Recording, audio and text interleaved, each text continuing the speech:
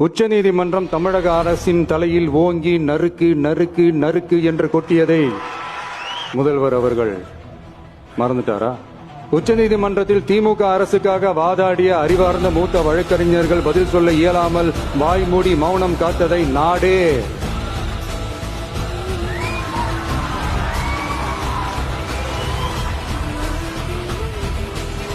பார்த்ததல்லவா?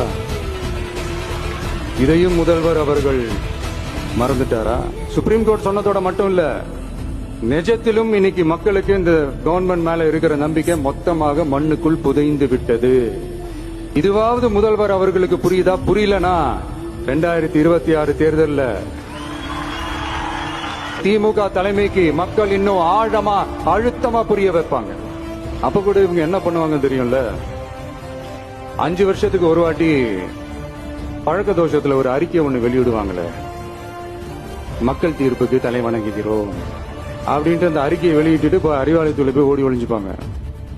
இப்பவே ரெடி பண்ணி வச்சுக்கோங்க அந்த அறிக்கைய. எப்படி? மக்கள் தீர்ப்புக்கு தலை வணங்குகிறோம்.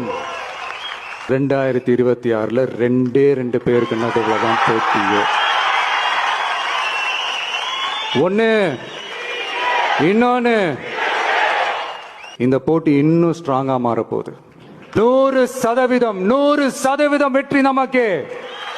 வாகை சூடுவோம், வரலாறு படைப்போம், கான்பிடென்டா இருங்க, நல்லதே நடக்கும், வெற்றி நிச்சயம். மீண்டும் சந்திக்கும் வரை நன்றி, வணக்கம்.